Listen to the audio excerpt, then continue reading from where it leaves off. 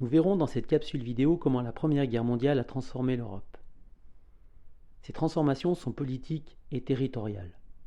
D'un point de vue politique, un des phénomènes majeurs est le mouvement révolutionnaire dont la guerre est un facteur déterminant.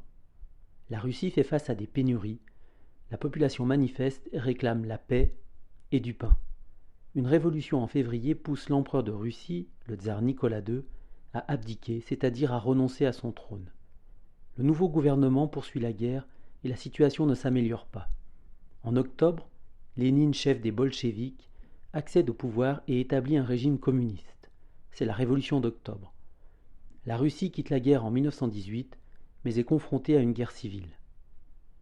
L'immédiate après-guerre est marquée par une vague révolutionnaire inspirée de la révolution russe. Des soulèvements se produisent dans des territoires appartenant ou ayant appartenu aux États vaincus. Ainsi, en Allemagne, la révolution spartakiste dont Rosa Luxembourg est une figure est écrasée. Les transformations de l'Europe sont aussi territoriales. L'armistice du 11 novembre 1918 marque l'arrêt des combats. Les traités de paix signés en 1919 et 1920 dessinent une nouvelle carte de l'Europe. Une conférence de la paix est réunie à Versailles. La France est représentée par le président du Conseil, Clemenceau, surnommé le Père la Victoire, l'Italie par le Premier ministre Orlando, le Royaume-Uni par Lloyd George et les États-Unis par le président Wilson. Les États vaincus, et notamment l'Allemagne, ne sont pas invités à négocier comme cela est la coutume. Comment les vainqueurs ont-ils redessiné la carte de l'Europe ? La disparition des empires allemands, austro-hongrois, russes et ottomans constitue un changement politique majeur.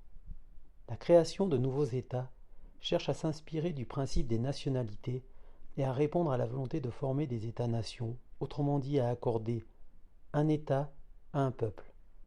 La Pologne a ainsi été créée selon le principe des nationalités.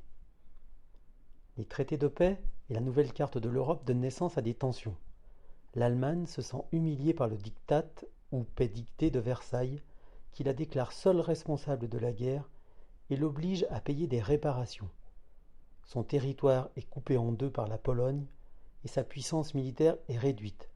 Armée réduite à 100 000 hommes, interdiction de posséder des tanks et des avions de guerre. Du fait des modifications territoriales, on observe une présence de minorités allemandes en Pologne et en Tchécoslovaquie. L'Italie, quant à elle, est mécontente de ses gains territoriaux. Les zones de tension sont donc nombreuses en Europe en 1920.